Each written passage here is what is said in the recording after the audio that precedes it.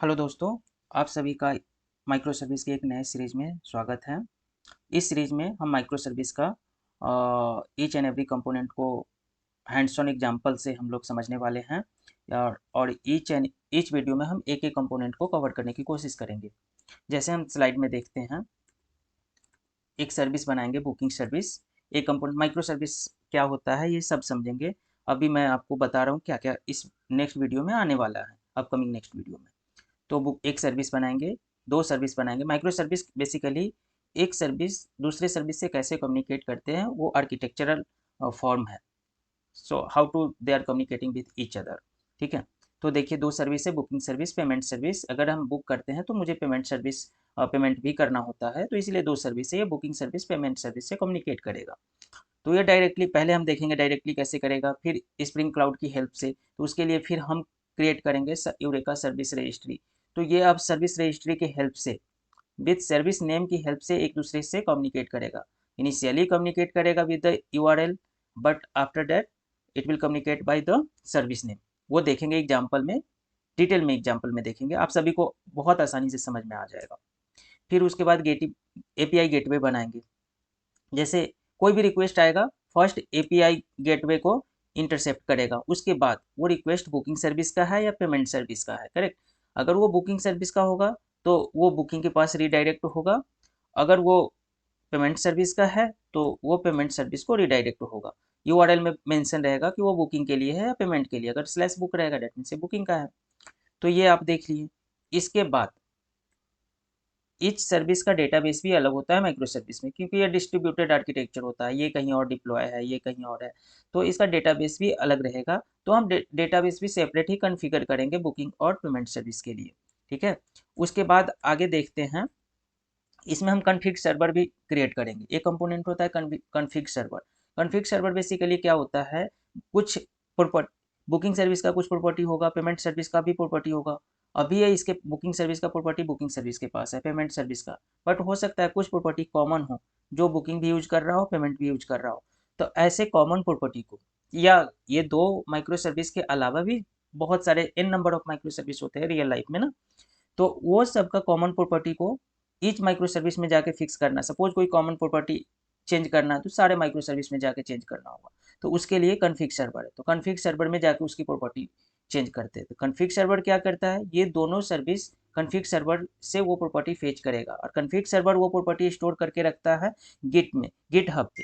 Git hub पे वो properties file होती है, वहाँ से कॉन्फ़िग सर्वर रीड करता है, और उसके बाद बुकिंग सर्विस को जो प्रॉपर्टी चाहिए वो कॉन्फ़िग सर्वर से कम्युनिकेट करके, या पेमेंट सर्विस भी कॉन्फ़िग सर्वर से कम्युनिकेट करके लेता है।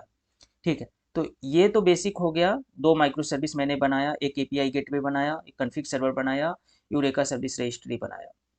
ये सब अलग अलग कंपोनेंट होंगे। बेसिकली माइक्रो सर्विस में ईच कंपोनेंट जो होता है वो एक स्प्रिंग बूट का सेपरेट प्रोजेक्ट होता है।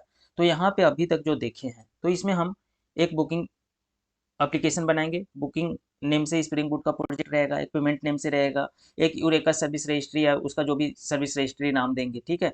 एक एपीआई गेटवे भी रहेगा, ठीक है, एक कॉन्फ़िग सर्वर रहेगा। ये एक दो तीन चार पाँच, पाँच कंपोनेंट मीन्स पाँच स्प्रिंग बूट यहाँ तक आपको क्रिएट करने पड़ेंगे। मैं स्टेप बाय स्टेप बताने वाला हूँ। उसके बाद इसको ऑथेंटिकेट कैसे करेंगे। रिक्वेस्ट आएगा, कोई भी अपने एप्लीकेशन को एक्सेस ना करे, इसके लिए हम लोग ऑथेंटिकेटर यूज करेंगे, ऑथेंटिकेट करेंगे। ऑथेंटिकेट करने के लिए स्प्रिंग सिक्योरिटी यूज करेंगे। तो उसके लिए क्या होगा, जो भी रिक्वेस्ट आएगा पहले ऑथ सर्विस के पास जाएगा, ठीक है, और वो वैलिडेट करेगा कि वो वैलिड है, ऑथेंटिकेटेड यूजर एक्सेस कर रहा है या नहीं।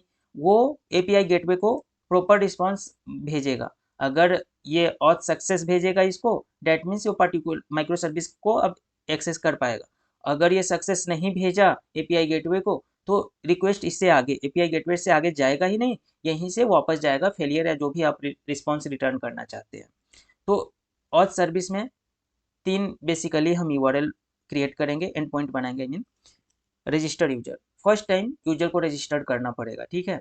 जनरेट टोकन, जब वो लॉगिन करेगा फर्स्ट टाइम तो रजिस्टर करेगा। रजिस्टर करने के लिए उसको बुकिंग सर्विस और पेमेंट सर्विस के पास जाना नहीं है, उसका रजिस्टर यहीं पे होगा, जिसको आप साइन अप भी बोल सकते हो।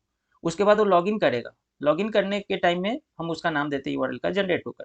उसको अगर वो यूजर आईडी और पासवर्ड प्रॉपर प्रोवाइड किया एपीआई गेटवे को, एपीआई गेटवे ऑथ सर्विस को दिया, अगर वो प्रॉपर वैलिड यूजर क्रेडेंशियल है तो एक टोकन जनरेट करके देगा ऑथ सर्विस एपीआई गेटवे को, एपीआई गेटवे यूजर को जो अपकमिंग रिक्वेस्ट है उसको एज ए रिस्पॉन्स टोकन देगा। टोकन को बोलते हैं जेडब्ल्यूटी, ठीक है, जेडब्ल्यूटी देगा। उसके बाद जब भी यूजर का रिक्वेस्ट आएगा, ठीक है, जब भी यूजर का रिक्वेस्ट आएगा बुक करने के लिए या पेमेंट करने के लिए, ओके, तो उसके साथ उसको टोकन भी भेजना पड़ेगा। जब टोकन भेजेगा तो पहले एपीआई गेटवे के पास आएगा, एपीआई गेटवे उस रिक्वेस्ट से टोकन को लेगा और ऑथ सर्विस को भेजेगा। फिर ऑथ सर्विस क्या करेगा, उस टोकन को ऑथेंटिकेट करेगा, वैलिडेट करेगा, वैलिडेट करेगा कि ये प्रॉपर यूजर है कि नहीं, ओके, उसका सेशन एक्सपायर है कि नहीं, ठीक है। ये सब जब सक्सेस हो जाएगा उसके बाद वो रिक्वेस्ट अगर बुक के लिए आया है तो बुकिंग माइक्रो सर्विस के पास जाएगा, पेमेंट के लिए आया है तो पेमेंट माइक्रो सर्विस के लिए आया है। तो ये तो रहा अपना स्प्रिंग सिक्योरिटी, ये वाला कंपोनेंट जस्ट स्प्रिंग सिक्योरिटी को इसके साथ हम इंटीग्रेट करेंगे। और ये तो आपको 5 कंपोनेंट हुआ, 1 2 3 4 5 6 कंपोनेंट। फर्स्ट वीडियो में मैं ये बेसिकली दो माइक्रो सर्विस बनाऊंगा और यूरेका सर्विस रजिस्ट्री भी बनाऊंगा। आप पार्ट वाइज पार्ट में आप सारा देख सकते हैं। तो ये था introduction video of micro service. आपको इसमें बेसिक आइडिया तो लग गया होगा। इसमें हम स्प्रिंग बूट यूज करने वाले हैं, जावा यूज करने वाले हैं। जो आपको बेसिक भी जावा पता है तो आप सीख सकते हैं। इसके लिए ऐसा कुछ नहीं है कि मुझे micro service, rest API, spring boot नहीं आता। हम सारा स्टेप बाय स्टेप कैसे स्प्रिंग बूट का प्रोजेक्ट क्रिएट करते हैं, उसको रन करते हैं, कैसे कॉन्फ़िगर करते हैं, ये सारा चीज़ इस वीडियो में हम लोग देखने वाले हैं, ठीक है। तो आप मेरे प्लेलिस्ट में जाएंगे, माइक्रो सर्विस का एक प्लेलिस्ट रहेगा, वहाँ पे आपको जैसे जैसे वीडियो मैं क्रिएट करते जाऊँगा वहाँ पे मैं अपलोड कर दूँगा, तो आप लोग वहाँ से सारा माइक्रो सर्विस का वीडियो देख सकते हैं। हाँ, माइक्रो सर्विस अभी इंटरव्यू पॉइंट ऑफ व्यू से भी बहुत ज़रूरी है और इसका अभी डिमांड भी है क्योंकि सारा एप्लीकेशन अब माइक्रो सर्विस बेस पे बन रहा है, तो ये बहुत ज़रूरी है, ठीक है। तो इस वीडियो में इतना ही। अगर आपको ये वीडियो अच्छा लगा तो प्लीज़ शेयर कीजिए, चैनल पे नए हैं तो सब्सक्राइब कीजिए और वीडियो अच्छा लग रहा है तो प्लीज़ अपना प्लेलिस्ट को विजिट कीजिए। आपको सारा video step by step, part wise part आपको मिलेगा, ठीक है। तब तक के लिए बाय बाय, जय हिंद।